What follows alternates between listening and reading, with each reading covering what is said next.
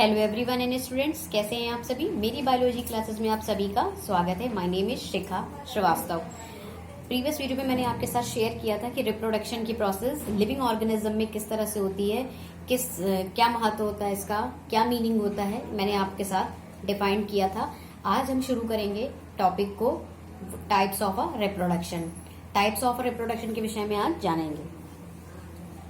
Reproduction, the types of a reproduction, the reproduction और of to type. अगर हम reproduction की बात करें तो ये दो प्रकार के होते हैं।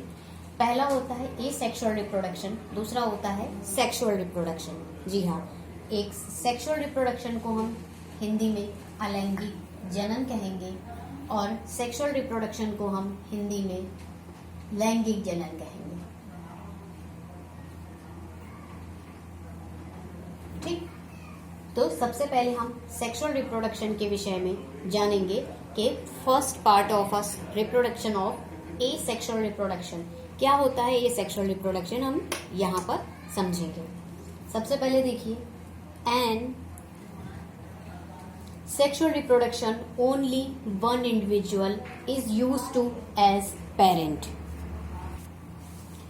Sexual reproduction only one individual is used to as a parent। कहने का मतलब है कि सेक्सुअल रिप्रोडक्शन में अगर कोई पेरेंट सेल होती है तो वो एक ही सेल होती है, ओनली वन ही इंडिविजुअल। इसमें किसी दो पार्टनर या दो पेरेंट्स की जरूरत नहीं होती है। अगर कोई एक इंडिविजुअल सेल है तो वही आपकी पेरेंट सेल होगी। जैसे कि ये कोई मैंने एक सोमैटिक सेल ले ली, इसमें अपना एक न्यूक्लियस है, इसके अंदर साइटोप्लाज्म भरा हुआ है। क्लियर, इसको हम बोलेंगे सेल मेम्ब्रेन। सेल मेम्ब्रेन ये आपका साइटोप्लाज्म हो गया, जिसे हम हिंदी में कोशाद्रव्य कहते हैं, और ये आपका हो गया nucleus. Clear. And asexual reproduction only one individual use as to as a parent। कहने का मतलब है कि अगर किसी एसेक्सुअल रिप्रोडक्शन में या अलैंगिक जनन में अगर कोई सेल ली गई है जो लिविंग सेल्स हो या इंडिविजुअल हो, ठीक, तो या इसे हम सोमैटिक सेल भी कह सकते हैं। मैं आपको सोमैटिक सेल्स का एग्जांपल दे रही हूँ। ये कोई एक लिविंग सेल्स है जिसमें सेल मेम्ब्रेन है, साइटोप्लाज्म है, न्यूक्लियस है।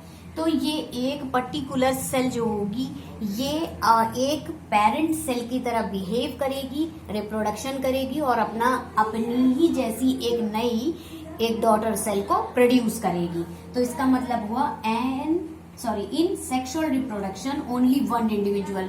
एसेक्सुअल रिप्रोडक्शन के दौरान एक ही इंडिविजुअल, एक ही आपको एक सेल मिलेगी जो लिविंग सेल्स होगी, जो एज अ पेरेंट की तरह बिहेव करेगी।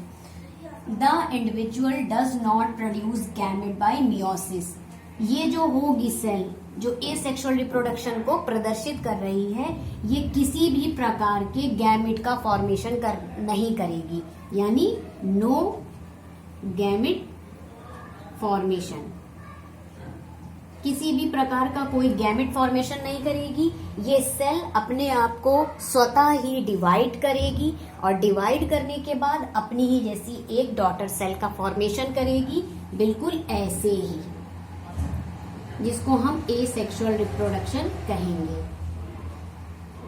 यहाँ पर न्यूक्लियस क्रिएट हो जाएगा, ये साइटोप्लाज्म होगा, बिल्कुल अपनी ही जैसे एक कोशिका, कोई चेंज नहीं होगा। जैसी पेरेंट सेल होगी, ये आपकी पेरेंट सेल हो गई, ये आपकी डॉटर सेल हो गई। अपनी ही जैसी कोशिका को बनाएगी, रिप्रोड्यूस करेगी और किसी भी प्रकार का गैमेट का फॉर्मेशन ये नहीं करेगी, क्योंकि ये खुद गैमेट की तरह काम कर रही है। Due to the absence of by meiosis. इसमें एसेक्सुअल रिप्रोडक्शन में मियोसिस का मतलब हो गया रिडक्शनल डिवीजन नहीं होता है। तो यहाँ पर दूसरा पॉइंट आपका क्या हो जाएगा, no meiosis, no reductional division.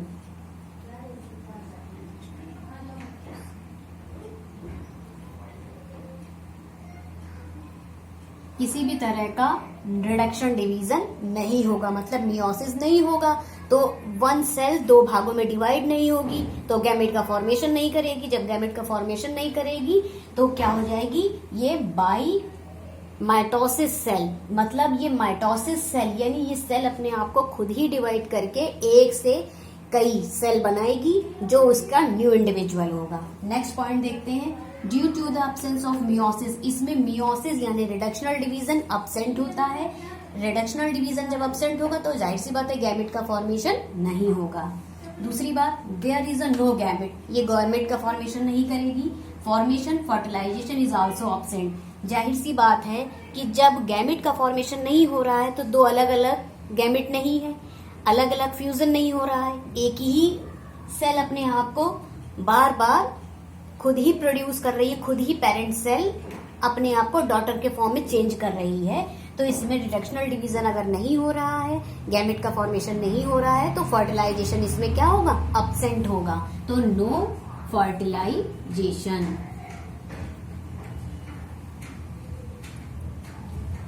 Fertilisation इसमें अब्सेंट होगा। अभी मैं आपको सेक्सुअल रिप्रोडक्शन के जब समझाऊंगी तो इसको दोबारा आपको रिपीट कर दूंगी।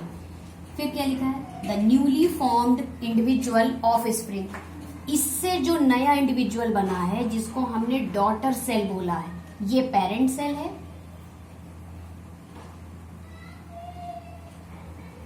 पेरेंट सेल से डॉटर सेल का फॉर्मेशन हुआ है, तो ये जो डॉटर सेल होगी ये क्या होगी, ऑफ स्प्रिंग हुई ना, ये ऑफ स्प्रिंग कह लीजिए या डॉटर सेल कह लीजिए। Offspring is a carbon copy its parents, therefore it can simply by called as clone। कहने का मतलब है एसेक्सुअल रिप्रोडक्शन के दौरान कोई भी पेरेंट सेल जब अपने आप में रिप्रोडक्शन करने के बाद ऑफ स्प्रिंग या डॉटर सेल को प्रोड्यूस करती है तो वो उसके ही जैसी एक क्लोन कॉपी होती है। ठीक है, तो ये पेरेंट सेल जो डॉटर सेल के पेरेंट सेल से जो डॉटर सेल प्रोड्यूस हो रहा है ये कैसा होगा, क्लोन होगा, as it is clone. Clone का मतलब जैसी पेरेंट सेल होती है डॉटर सेल भी वैसी ही होगी।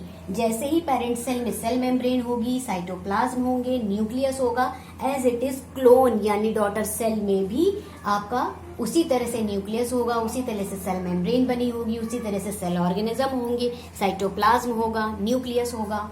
तो एज इट इज ये पूरी तरह से क्या हो जाएगी, क्लोन हो जाएगी, यानी daughter cell is similar to parent cell के समान होगी। नेक्स्ट पॉइंट देख लेते हैं, asexual reproduction is found only primitive animals such as protozoans, sponge and coelenterate. ये सेक्सुअल रिप्रोडक्शन की अगर बात करें तो ये आपको किस में देखने को मिलेगा, ज्यादातर आपको प्रोटोजोवंस फाइलम में देखने को मिलेगा, स्पंज में देखने को मिलेगा, कॉलेंट्रेट्स में देखने को मिलेगा। मतलब जो स्मॉल प्रिमिटिव एनिमल्स होते हैं, किसमें, primitive, PRIMIT,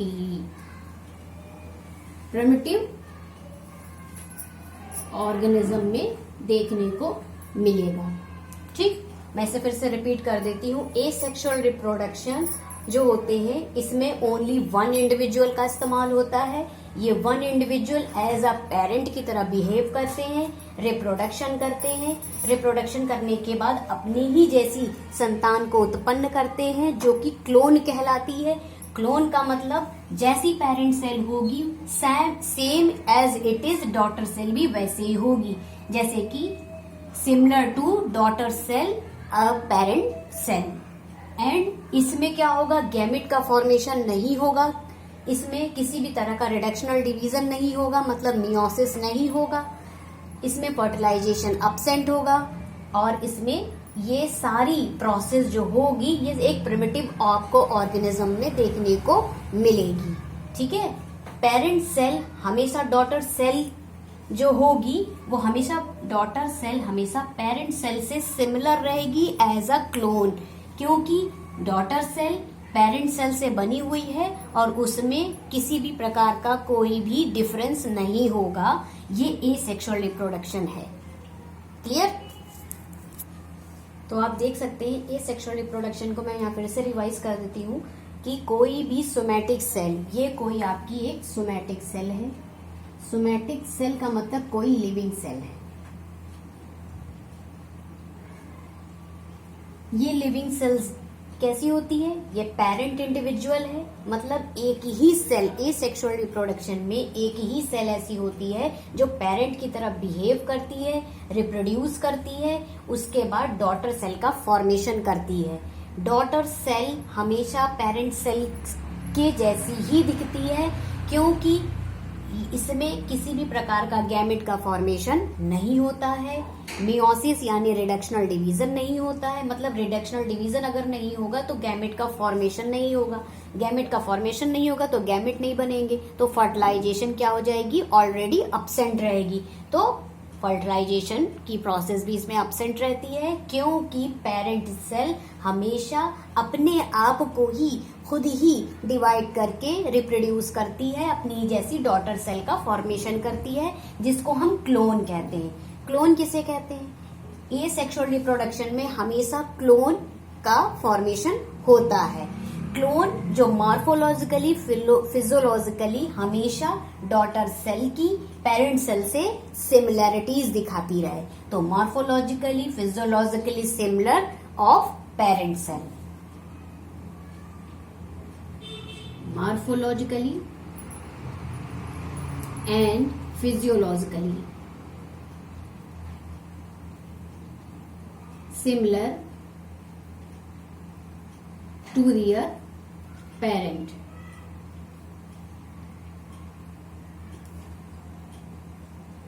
It's called as clone. Clear? तो ये आपका ये सेक्सुअल रिप्रोडक्शन कंप्लीट हो गया है। अब हम आगे सेक्सुअल रिप्रोडक्शन के विषय में हम जानेंगे। तो ये आपको, अगर आप ये समझ में आ गया होगा ये टॉपिक, तो मिलते हैं नेक्स्ट वीडियो में। नेक्स्ट वीडियो में हम सेक्सुअल रिप्रोडक्शन के विषय में जानेंगे, और उसके बाद ये सेक्सुअल रिप्रोडक्शन के टाइप के विषय में हम जानेंगे। तो मिलते हैं आपके साथ नेक्स्ट वीडियो में।